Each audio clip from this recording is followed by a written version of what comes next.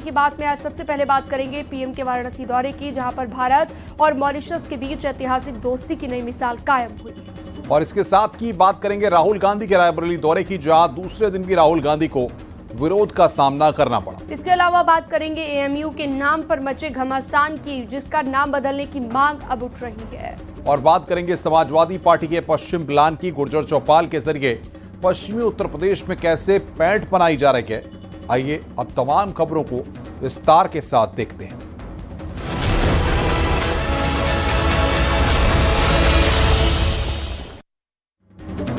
PM Modi आज 52वीं बार अपने संसदीय क्षेत्र वाराणसी पहुंचे। पीएम मोदी ने काशी पहुंचे मॉरिशस के पीएम नवीन चंद्र रामगुलाम से मुलाकात भी की है। पीएम मोदी की मॉरिशस के प्रधानमंत्री के साथ द्विपक्षीय वार्ता भी हुई।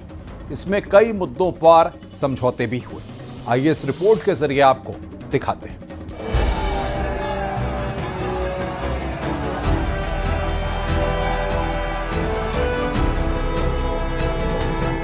काशी की धरती पर भारत और मॉरिशस के बीच ऐतिहासिक दोस्ती की नई मिसाल कायम हुई। पीएम मोदी और मॉरिशस के पीएम नवीन चंद्र रामगुलाम के बीच द्विपक्षीय वार्ता हुई, जिसमें स्वास्थ्य, शिक्षा, विज्ञान, प्रौद्योगिकी, ऊर्जा और बुनियादी ढांचे जैसे क्षेत्रों में सहयोग पर चर्चा हुई। दोनों नेताओं ने नवीकरणीय ऊर्जा, डिजिटल सार्वजनिक बुनियादी ढांचा और समुद्री अर्थव्यवस्था जैसे उभरते क्षेत्रों में साझेदारी बढ़ाने पर जोर दिया। मैं प्रधानमंत्री रामगुलाम जी और मॉरिशस के लोगों को चागोस समझौता संपन्न होने पर हार्दिक बधाई देता हूं। ये मॉरिशस की संप्रभुता की एक ऐतिहासिक जीत है। भारत ने हमेशा डीकोलोनाइजेशन और मॉरिशस की संप्रभुता की पूर्ण मान्यता का समर्थन किया है और इसमें भारत मॉरिशस के साथ दृढ़ता के साथ खड़ा रहा है। फ्रेंड, मॉरिशस के विकास में एक विश्वसनीय और प्राथमिक साझेदार होना भारत के लिए गर्व की बात है। इस मुलाकात के दौरान दोनों देशों के बीच महत्वपूर्ण समझौता ज्ञापन पर हस्ताक्षर किए गए। पीएम मोदी ने मॉरिशस की आवश्यकताओं को ध्यान में रखते हुए एक विशेष आर्थिक पैकेज की घोषणा की। ये पैकेज मॉरिशस में बुनियादी ढांचे को मजबूत करेगा, रोजगार के नए अवसर पैदा करेगा और स्वास्थ्य सुविधाओं को बेहतर बनाएगा। आज हमने मॉरिशस की आवश्यकताओं और प्राथमिकताओं को ध्यान में रखते हुए एक स्पेशल इकोनॉमिक पैकेज पर निर्णय लिया है। यह इंफ्रास्ट्रक्चर मजबूत करेगा, रोजगार के नए अवसर पैदा करेगा और स्वास्थ्य सुविधाओं को सुदृढ़ करेगा। भारत के बाहर पहला जन औषधि केंद्र अब मॉरिशस में स्थापित हो चुका है। काशी की गंगा घाटों पर सांस्कृतिक आत्मीयता और भारत मॉरिशस के बीच गहरे रिश्तों की झलक देखने को मिली।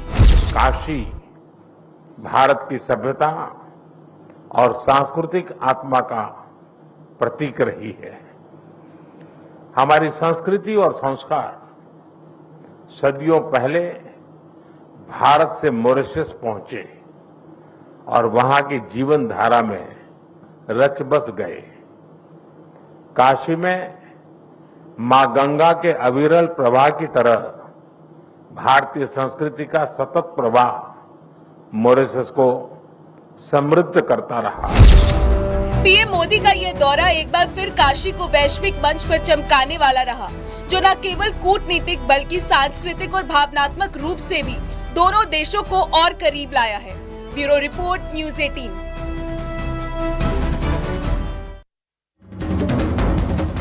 लोकसभा में नेता प्रतिपक्ष और रायबरेली सांसद राहुल गांधी अपने संसदीय क्षेत्र के 2 दिवसीय दौरे पर हैं। आज उनके दौरे का दूसरा दिन था, जहां पर उन्होंने दिशा बैठक की अध्यक्षता की, लेकिन इस बीच राहुल गांधी को फिर से जोरदार विरोध का सामना करना पड़ा। पूरा मामला क्या है, आपको रिपोर्ट के जरिए दिखाते हैं।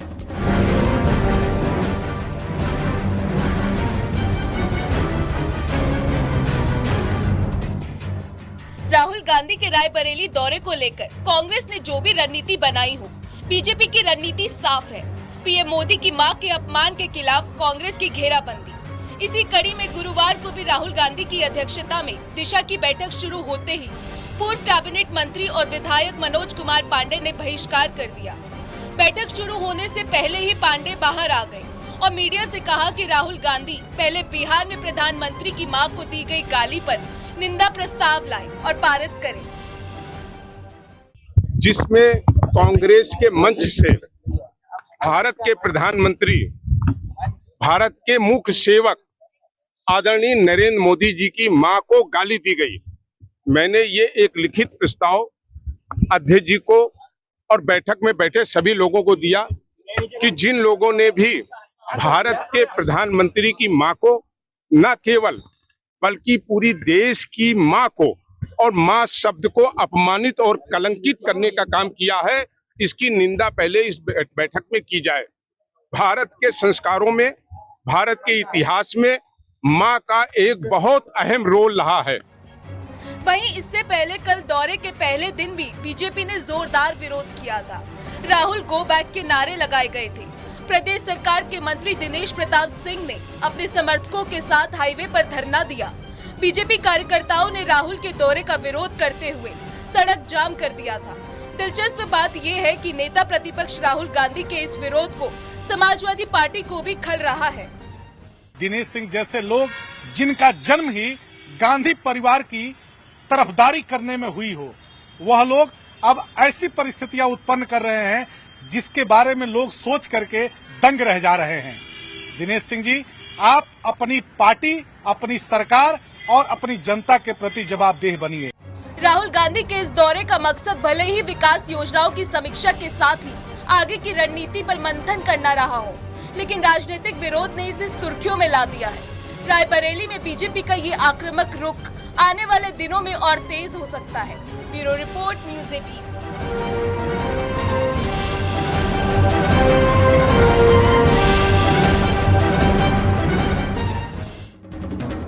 अपने पुराने दोस्त जयंत चौधरी को पटकनी देने के लिए अखिलेश यादव रणनीति तैयार कर रहे हैं। खबर है कि अखिलेश यादव अब तक 60 गुर्जर संगठनों के साथ गुपचुप तरीके से बैठक कर चुके हैं। गुर्जर चौपाल के जरिए अखिलेश यादव कैसे पश्चिमी उत्तर प्रदेश में अपनी पैठ बनाना चाहते हैं, आइए इस रिपोर्ट के जरिए हम आपको दिखाते हैं।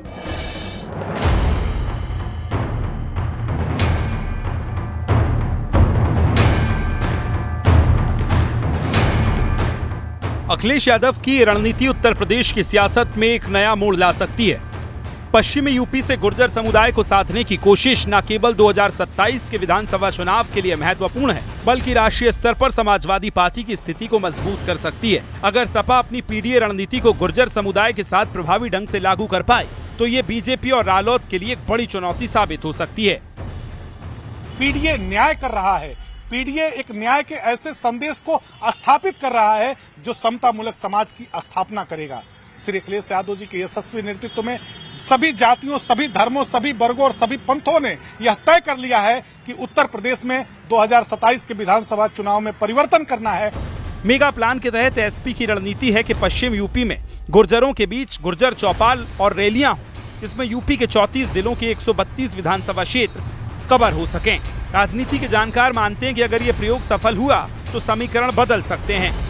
इस बदले समीकरण में समाजवादी पार्टी के थिंक टैंक वाकिफ हैं कि जाट वोटर्स का नुकसान हो सकता है। इसकी भरपाई के लिए अब वो दूसरे विकल्पों पर गौर कर रहे हैं। उनमें से गुर्जर जो वोटर हैं उन पर निशाना लगा रहे हैं, उन पर फोकस कर रहे हैं और ये कोशिश है कि चौपाल करके, रैलियां करके उनके बीच जाकर जो गुर्जर वोटर्स हैं उनको अपने पाले में करें।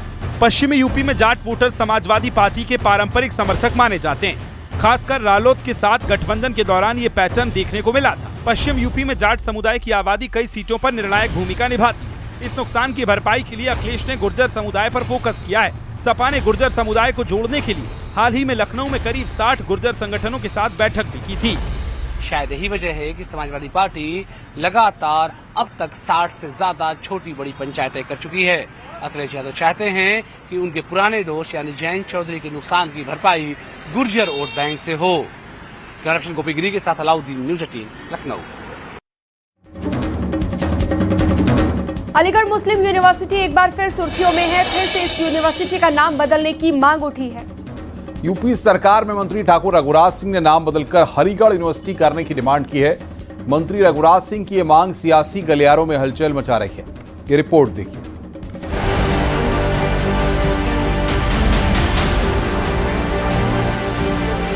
यूपी के कद्दावर नेता और दर्जा प्राप्त मंत्री ठाकुर रघुराज सिंह की डिमांड ने राजनीति में हलचल पैदा कर दी है। उनका कहना है कि एएमयू भारत की जमीन पर खड़ा है और यहाँ हिंदुस्तान का पैसा खर्च हो रहा है, फिर क्यों यहाँ के मूल निवासी और सामान्य छात्र वंचित रह जाते हैं। उन्होंने मांग की है कि विश्वविद्यालय का नाम हरिगढ़ यूनिवर्सिटी रखा जाए ताकि सभी वर्गों को समान अवसर मिले। इसको तो हिंदू यूनिवर्सिटी होना चाहिए और मुस्लिम यूनिवर्सिटी शब्द तो सर सैयद ने भी नहीं लिखा था। सर सैयद साहब ने भी अलीगढ़ यूनिवर्सिटी का नाम दिया था, लेकिन इन्होंने अलीगढ़ मुस्लिम यूनिवर्सिटी कर दी। इसको हरिगढ़ यूनिवर्सिटी होना चाहिए, जिससे और रिजर्वेशन इसमें लागू होना चाहिए।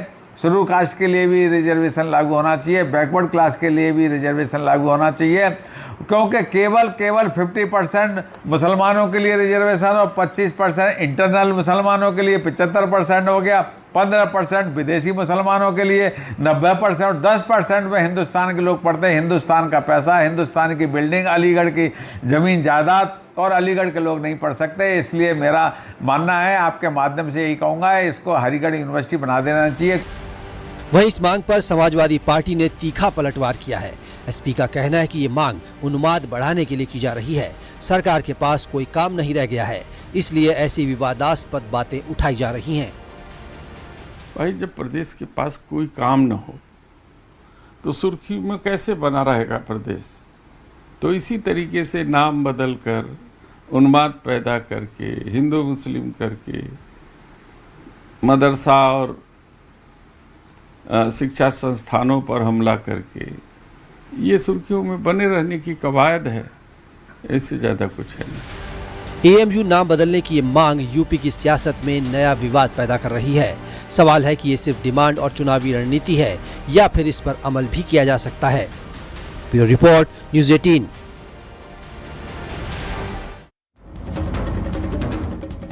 गाजीपुर की जहूराबाद विधानसभा सीट के लिए एसपी सांसद धर्मेंद्र यादव के एक बयान ने सियासी घमासान तेज कर दिया है। क्या 2027 के चुनाव में एसबीएसपी प्रमुख ओम प्रकाश राजभर के खिलाफ अफजाल अंसारी की बेटी नूरिया अंसारी चुनौती बनेगी? एक रिपोर्ट आपको दिखाते हैं।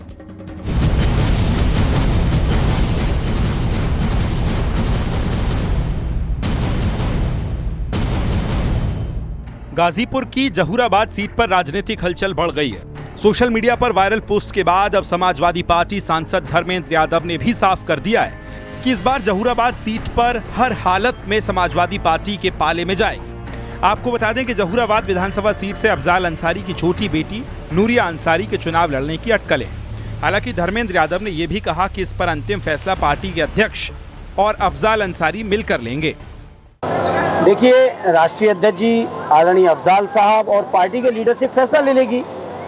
वो कौन बड़ी चीज़ है? वो कोई बड़ी चीज़ नहीं है, तो पार्टी लोग समय फैसला ले लेंगे। हाँ, इतना ज़रूर मैं कह दूंगा आज इस मौके पर, आप सबने सवाल कर दिया है, जहूराबाद हर हालत में समाजवादी लोग जीत के आएंगे। लोकसभा के चुनाव में भी जीते थे, उससे पहले विधानसभा के गठबंधन में भी जीते थे। जो जीते वो भी समाजवादियों की ताकत पे जीते। सोशल मीडिया पर पहले से ही कहा जा रहा है कि एसपी ने 2027 के चुनावों के लिए नूरिया अंसारी का टिकट लगभग फाइनल कर लिया है। नूरिया, जो अफजाल अंसारी की बेटी हैं, पेशे से चाइल्ड साइकोलॉजिस्ट हैं और अब धर्मेंद्र यादव के चैलेंज ने राजनीतिक हलकों में नई बहस छेड़ दी है। अगर नूरिया मैदान में उतरती हैं तो ये मुस्लिम यादव गठजोड़ को मजबूत कर सकता है। उधर ओपी राजभर ने पहले ही बता दिया था कि जिस डाल पर फल होते हैं, पत्थर उसी पर मारा जाता है। पहली बात तो चुनाव नहीं हो रहा है, पहली चीज, और अटकलें बहुत लगाई जाती हैं। कभी शिवपाल जी की लड़ने की चर्चा आ रही है कि ओम प्रकाश को हराने के लिए हम शिवपाल जी को भी लड़ा सकते हैं, ऐसा बयान समाजवादी पार्टी के मुखिया का भी। तो चूंकि सबके निशाने पर राजभर है मजे की बात है कि हमेशा लोग सूखा पेड़ पर या बिना फल वाले वृक्ष पर चक्का नहीं मारते हैं। जहाँ फल रहता है जिस पेड़ में, उसी में लोग चक्का मारते हैं। फिलहाल एसपी ने 2027 के लिए अभी टिकट फाइनल नहीं किए हैं, लेकिन जहूराबाद जैसे सीटों पर जातिगत समीकरण महत्वपूर्ण होंगे। ओम प्रकाश राजभर की एसबीएसपी एनडीए का हिस्सा है, जबकि एसपी पीडीए फॉर्मूले पर जोर दे रही है। क्या नूरिया अंसारी की एंट्री से सियासत में नया अध्याय बनेगा? ये बड़ा सवाल है। Bureau report, news 18।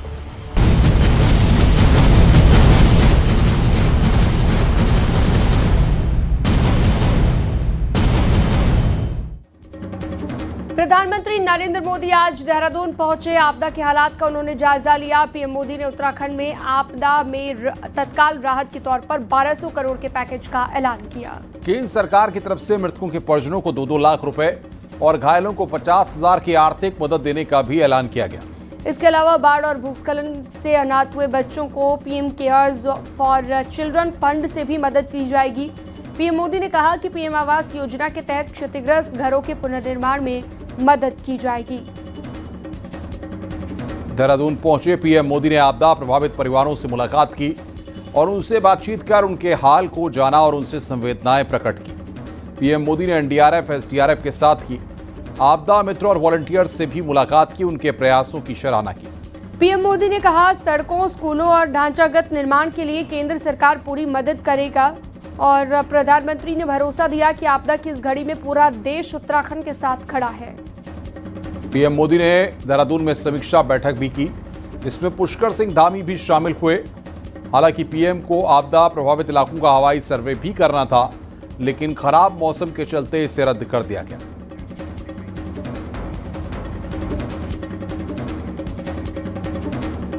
PM Modi से मिलने के बाद आपदा प्रभावित काफी उम्मीदों में दिखे। आपदा प्रभावितों का कहना है कि पीएम मोदी ने उनकी बातें सुनी हैं और पूरी मदद का भरोसा उनको दिया है। आपदा प्रभावितों ने कहा कि उन्हें पीएम मोदी और धामी सरकार का पूरा साथ मिला और उन पर पूरा भरोसा है।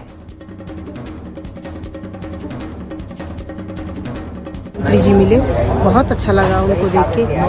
हमने जो बात उनको बोली है वो पक्का से वो मतलब जरूर अपने संज्ञान में डालेंगे और हमें पूरी आशा है अपने मुख्यमंत्री जी से कि वो हमारा काम जरूर कर देंगे। राज्य सरकार से, केंद्र सरकार से हैं। इस विपदा की घड़ी में आप लोग उत्तराखंड के लिए जिस ऊर्जा से काम कर रहे हैं आगे करते रहेंगे। अपने माननीय सांसद जी का भी बहुत बहुत धन्यवाद। उन्होंने हमें पूरा आश्वासन दे रखा है कि मैं आपदा पीड़ितों के साथ हर संभव खड़ा हूं। जो भी मेरे से मदद बनेगी मैं पूरा करने की कोशिश करूंगा। आप चिंता करने की बात न करें। यह प्रधानमंत्री जी ने हमको आश्वासन दिया है। हम बहुत बहुत धन्यवाद करते हैं प्रधानमंत्री जी का। धन्यवाद। नवनिर्वाचित उपराष्ट्रपति सीपी राधाकृष्णन को कल राष्ट्रपति द्रौपदी मुर्मू शपथ दिलाएंगी। राष्ट्रपति भवन में एक औपचारिक समारोह में राधाकृष्णन को पद की शपथ दिलाई जाएगी। शपथ ग्रहण में पीएम मोदी समेत तमाम दिग्गज मौजूद रहेंगे। उपराष्ट्रपति चुने जाने के बाद सीपी राधाकृष्णन ने आज महाराष्ट्र के राज्यपाल का पद छोड़ दिया है। गुजरात के राज्यपाल आचार्य देवव्रत को महाराष्ट्र के राज्यपाल का अतिरिक्त प्रभार दिया गया है। मंगलवार को उपराष्ट्रपति चुनाव में सीपी राधाकृष्णन ने विपक्ष के उम्मीदवार बी सुदर्शन रेड्डी को 152 मतों से हराया था। सीपी राधाकृष्णन को 452 वोट मिले थे, जबकि इंडिया ब्लॉक के सुदर्शन रेड्डी को 300 वोट मिले। संसद की मौजूदा संख्या बल के हिसाब से एनडीए के 427 और इंडिया ब्लॉक के 315 वोट थे। इसके बाद सुदर्शन रेड्डी को कम वोट मिलने से साफ हो गया है कि सत्ता पक्ष विपक्ष में सेंधमारी करने में सफल रहा।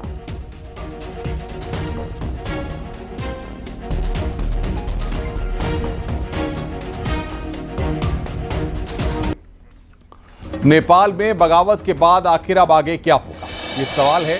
आंदोलनकारी अब राष्ट्रपति से मिलेंगे। ये मीटिंग सेना की मौजूदगी में होगी, जिसमें नई सरकार के गठन पर चर्चा की जाएगी और उसके बाद ये तय होगा कि नेपाल की बागडोर किसके हाथ में रहेगी। तो वहीं इस बीच पूर्व पीएम ओली की चिट्ठी आंदोलनकारियों के लिए आई है।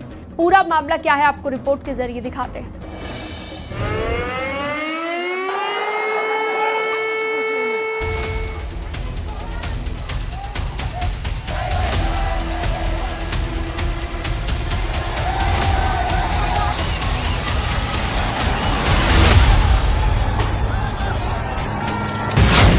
नेपाल में युवा क्रांति के बाद अब शांति।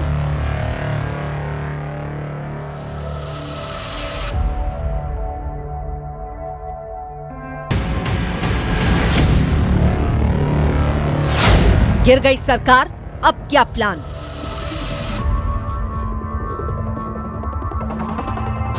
कौन संभालेगा नेपाल की कमान? सत्ता की जंग, कौन बनेगा अंतरिम पीएम?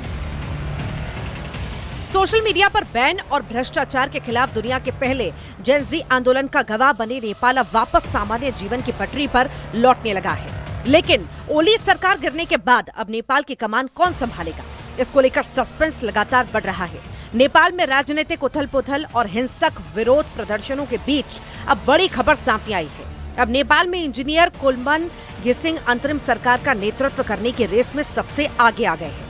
आंदोलन का नेतृत्व कर रहे जेनजी की तरफ से पहले नेपाली सुप्रीम कोर्ट की पूर्व चीफ जस्टिस सुशीला कार्की का नाम आगे किया गया था, लेकिन फिर उनके नाम पर अंदरूनी विरोध होने लगा, जिसके बाद अब कुलमान घिसिङ के नाम को आगे किया गया है।